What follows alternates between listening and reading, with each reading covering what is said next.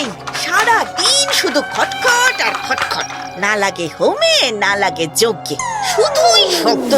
আজ আমি ওই তাঁত বিদে করব, তবে আমার শান্তি। এ হলো রোজ দিনের ঘটনা। তাঁতি হেনু ভালো তাঁত বুনতে পারে না বলে তাকে কেউ কাজ দেয় না, কিন্তু তাঁত টানা তার অভ্যেস, তাই সারাদিন খটখট করে শুধু তাঁত চালায়। এই যে বলি, আর কতদিন কতদিন এই শাক চচ্চড়ি খেয়ে জীবন কাটাবো শুনি? আর নয়, আজই ওই তাঁত তুমি বেচে ওই পয়সা দিয়ে দুধের গরু কিনে আনবে, বুঝেছো? বাপ ঠাকুরদার তাঁত বেচে দেবো? তোমার বাপ ঠাকুরদারা তাঁত চালিয়ে রোজগার করত, তোমার তো সে মুরত নেই। তাই যাও, আজই খেয়ে দে হরিণ বাদায় তাঁত বেচে সেই পয়সা দিয়ে আমার বাপের বাড়ির কাছে যমুনা হাট থেকে ভালো গরু কিনে আনবে। কিন্তু যা বললাম তাই করবে। ব্যাস, বউয়ের নির্দেশ কেই বা কবে অমান্য করতে পেরেছে? লোক ডেকে তাঁত বিক্রি করে দেয় তাঁতি।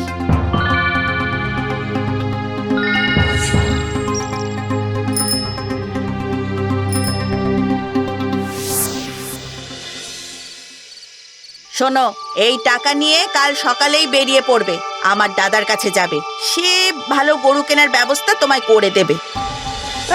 দাদা কেন? আমি কি গরু চিনি না নাকি? আমি নিজেই কিনবো। পরের দিন সকালবেলা তাঁত বিক্রির টাকা নিয়ে যমুনা হাটের দিকে হাঁটা দেয়। এই তাঁতির একটা বড় রোগ আছে, সে রাত কানা।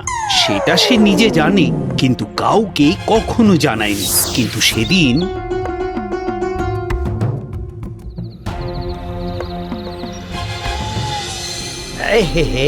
সূর্য যে ডুবে গেল, এখন কি হবে? ইস, এবারে কেমন করে কোন দিকে যাব? আরে শ্যামলীর ডাক শুনি যেন।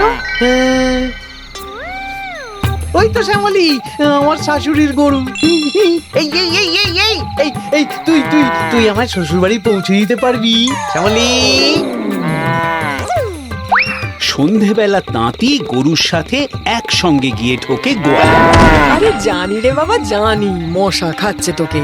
আনছি তো আনছি, দাঁড়া। এত ছটফট করিস না তুই। তোকে কি শিয়াল ঢুকলো? ওরে গদাই, ওরে শিগগির আয়, আমার শ্যামলীকে শিয়ালে খেলো রে। এই এই এই এই বেরো বেরো বেরো বলছি, বেরো বেরো। শ্যালক, শ্যালক গো, আমি গো, শিয়াল নই, তোমার জামাই বাবু। কি জামাইবাবু, আপনি এই গোয়ালে কি করছেন? আগে এই তোমার বোন গরু কিনতে পাঠিয়েছে, তাই ভাবলাম তোমাদের গরুগুলো কেমন জাতের একটু নেড়ে চেড়ে দেখছিলাম। গদাই, জামাইকে ঘরে নিয়ে আয় তো, আমি রান্না চাপাই। হ্যাঁ, ভালো করে কয়েকটা গুড়ের পিঠে বানাই। আমি যাই। আচ্ছা, আসুন আসুন জামাইবাবু, ঘরে আসুন, ঘরে আসুন। কিন্তু উঠোন দিয়ে যেতেই জল ভরা বালতি দেখতে না পেয়ে বালতিতে ধাক্কা খেয়ে হড়কে পড়ে। কি হলো জামাইবাবু? এই না মানে ভাবছিলাম যে হাত পা ধোবো, তাই। ওহো, তাই তো তাই তো তাই তো সারা গাড়িটা একেবারে কাদা লেগে আছে, ধুতিটাও ছিঁড়ে গেছে। আচ্ছা, আপনি আসুন, ঘরে আসুন। শালার দেওয়া নতুন ধুতি পরে হাত মুখ ধুয়ে খেতে বসে তাঁতি। শাশুড়ি গুড় পিঠে সহ স্বাদ ব্যঞ্জন সাজিয়ে জামাইকে খেতে দিলেন। সামান্য হেরিকেনের আলোয় তাঁতি হাতড়ে হাতড়ে খেতে লাগলো। গুড় পিঠে খেয়ে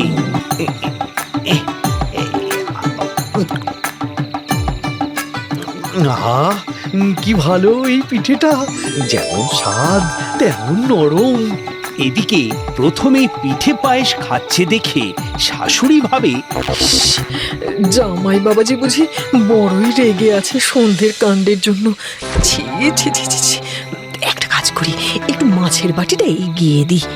মাছের বাটি এগোতেই তা থালার কানায় লেগে ঠং করে ওঠে। ব্যাস, জামাই ভাবে বেড়াল, সে একটা হাত দিয়ে শাশুড়ির মাথায় মারে এক ঝাপড়। যা যা যাও তোমাগা। ওরে বাবা রে, মেরে ফেললো রে। খোদাই বাঁচা রে। ওরে বাবা রে, মেরে ফেললো গো। কি হলো মা, কি হলো? কি মাটিতে পড়ে গেলে কি করে? ওরে বাবা রে, এ কি মারকুটে জামাই রে। এই দেখ দেখ, আমার মাথা কেমন ফুলিয়ে দিয়েছে, এই দেখ। মানে আমার মাকে মারা এত সাহস? বেরোন বেরোন বলছি এখান থেকে জামাইবাবু, নইলে কিন্তু। না মানে বিশ্বাস করো ভায়া, আমি আসলে আসল নকল কিচ্ছু জানি না। বেরোন বলছি, বেরোন, নইলে এই লাঠির গায়ে এইসা ঝাই ঝাপড় দেব না। চিরকাল আপনার মনে থাকবে একেবারে ঝাই ঝাপড়। হ্যাঁ, বেরোন বেরোন। ওড়ি কি মরি করে প্রাণ হাতে নিয়ে যেদিকে পারে তাঁতি ছুট মারে তার প্রাণ বাঁচাতে, আর গিয়ে ঢুকে পড়ে এক ঘন জঙ্গলে।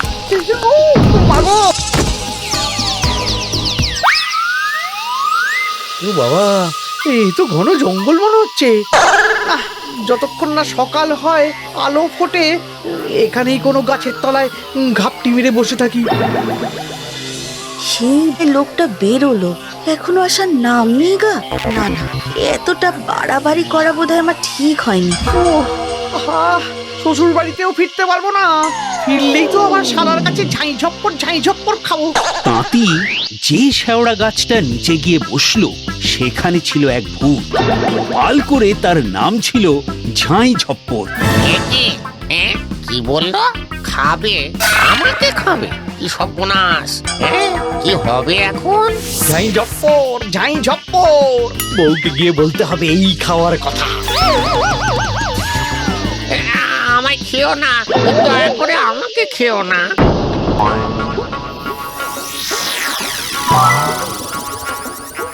এই কে কে তুই? আমি ঝাই ঝপ্পর, এই গাছেই থাকি। তুমি আমায় খেও না ভাই, তুমি যা চাও আমি দেব। বুঝেছি, যা চাই তাই দিবি? সত্যি? সত্যি সত্যি, দিন সত্যি। তুমি যা চাও তাই পাবে। গরু? কেমন গরু? এই দুধের গরু, এমন দুধ দেবে যাতে আমার সংসার চলে যায়। বেশ বেশ, এই নাও।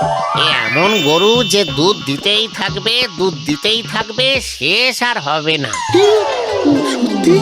আহা, বৌদি কি খুশি হবে। বেশ বেশ বেশ, এবার তাহলে আমায় বাড়ি পৌঁছে দেওয়ার ব্যবস্থা করো হে। আগে বউ, ও বউ, বউ শুনছো? কি গো, কোথায় ছিলে? ও মা, গরু এনেছো? ভালো তো। ভালো বলে ভালো, একেবারে জম্পে।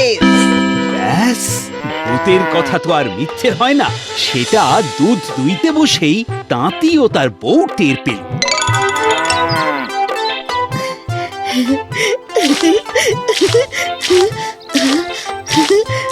ওগো, এই যে দুধ আর শেষই হচ্ছে না। এই দুধ বেচে আমরা বড় লোক হয়ে যাব। এই শোনো শোনো শোনো, আমি আসছি। তাঁতি এরপর এক দুধের কোম্পানির সঙ্গে যোগাযোগ করে। তারা খবর পেয়ে দুধের গাড়ি নিয়ে এসে হাজির। গরুর টাটকা দুধ বলে কথা। পাইপটা লাগাও দেখি। না, লাগাও লাগাও।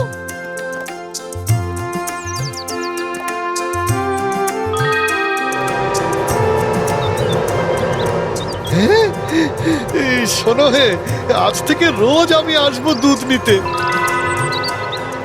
উফ, একেবারে গরুর টাটকা দুধ। ভাবা যায়, বিজনেস হিট। এই নাও টাকা, আর কিছু অ্যাডভান্সও দিয়ে গেলাম। চলি।